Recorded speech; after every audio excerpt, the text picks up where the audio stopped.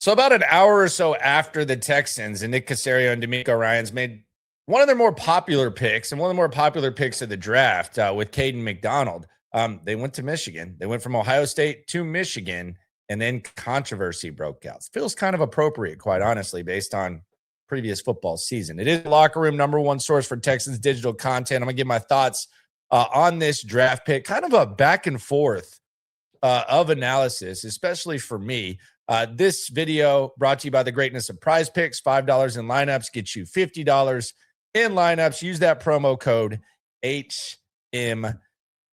So the Texans selected a tight end. We knew that they needed a tight end. They selected Marlin Klein out of Michigan, an interesting prospect by way of Germany. He's out there in Michigan. It's kind of a pipeline of tight ends. He's been on campus with A.J. Barner, who we just saw win a Super Bowl with the Seattle Seahawks. Actually scored the first touchdown in the game. And then we saw him play with Colson Loveland, who the Bears selected last season as the number one tight end in the draft. And so far, so good. He looks really good. Really good player. Probably a top 3 tight end fantasy pick. But that's neither here nor there. So the Texans go with Marlin Klein, who a lot of people think is a little bit raw, some untapped potential. There's some stuff to like. I had him slightly outside of my top 5, but I like the player, which is where I'll start with thought 1. I like Klein. I just did not know that Klein was going to go 59th. Now, a lot of draft experts, including Daniel Jeremiah, said he was a day 2 guy. I think his stuff shaped up. I agreed with that. 59 kind of surprised me a little bit.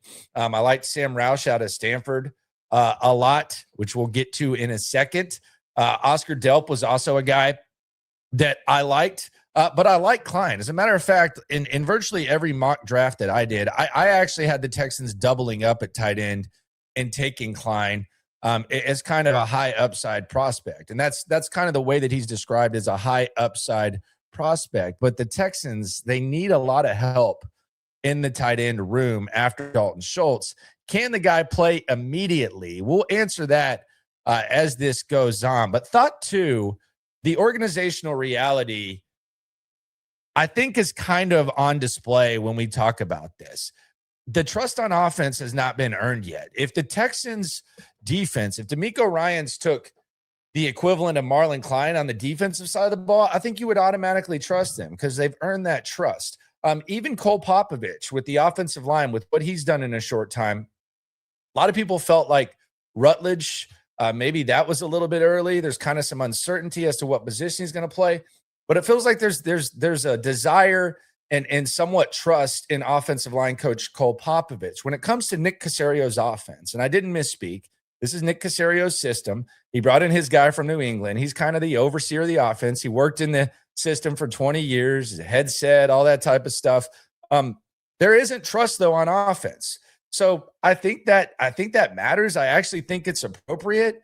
So there's kind of a wait and see and perhaps even a healthy amount of skepticism when it comes to the Texans rolling the dice on someone and taking someone that maybe people leading up to the draft didn't think was going to go this early, regardless of what happens. Now, I always feel like you have to preface this with the jamoke that watches the draft and says, nobody knows what's going to happen. J.J. Watt got booed, blah, blah, blah.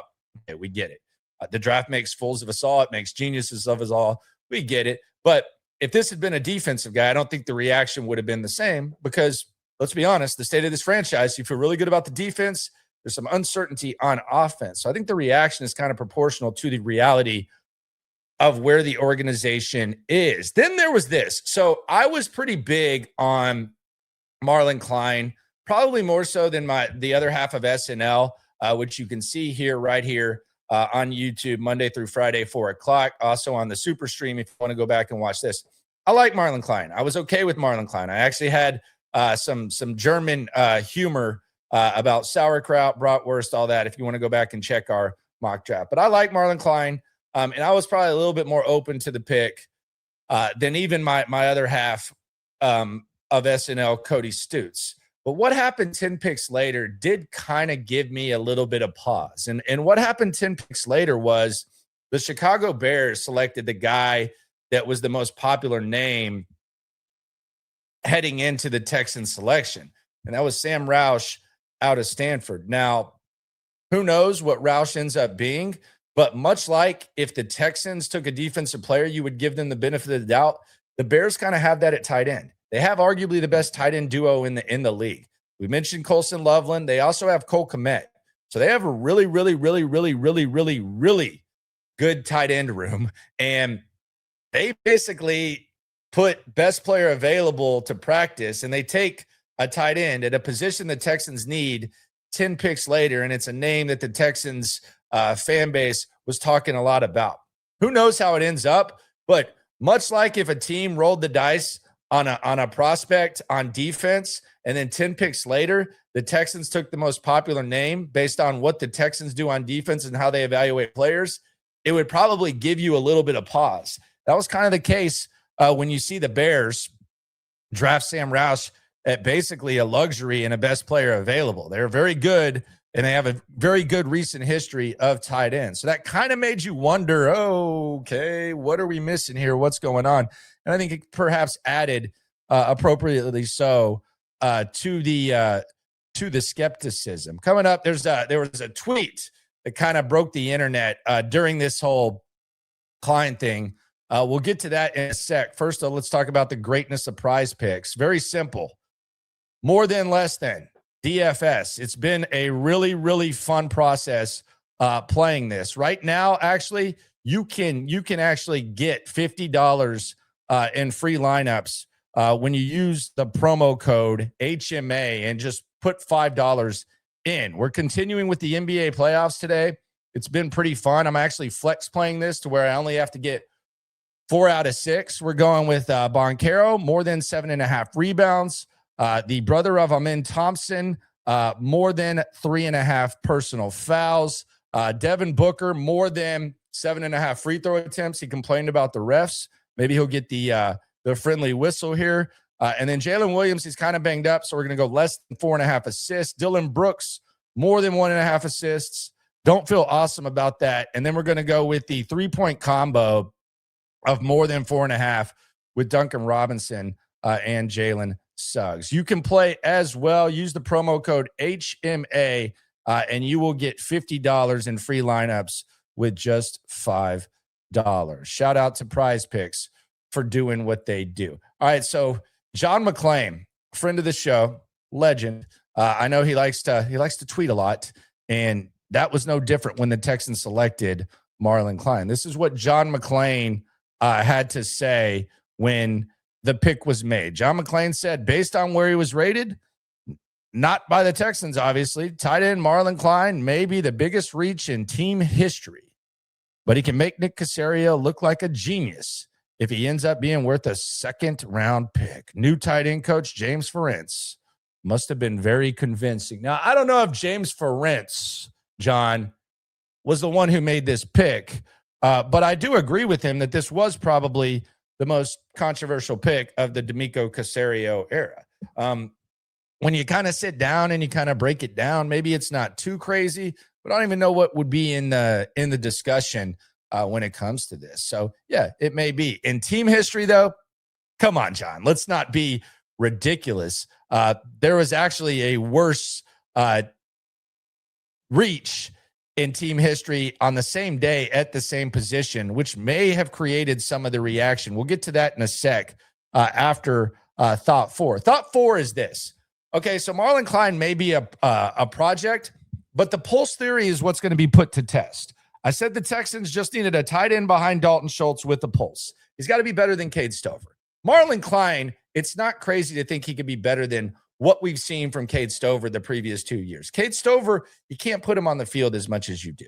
And Marlin Klein, he might be raw. He might not be ready to reach his full ceiling. He might never reach his full ceiling, but being better than Cade Stover and what the expectations are, not too far-fetched. So I've said that they just needed another tight end with a pulse. That theory is going to be put to test because it's a very low bar when it comes to contributing short-term for Marlin Klein. And then we have Thought 5. Once upon a time, the Texans on day 2, they drafted in 2019 Kahale Waring. We called him the water polo tight end because he had limited experience in football. Now, Klein's experience isn't as much as a lot of these prospects, also a day 2 tight end, also a position of need. So there might be a little bit of PTSD when it comes to Marlin Klein. Also, Nick Caserio's sales job after the pick, terrible. With all the other guys, he's talking about how good they are, what they do well. Marlin Klein, he's talking about a story. It's almost like he's trying to create some sort of movie. He also used the Kamari Lassiter example, which I've asked Caserio, D'Amico, and Lassiter about, where he played in the bowl game at Georgia, talking about Marlin Klein not opting out.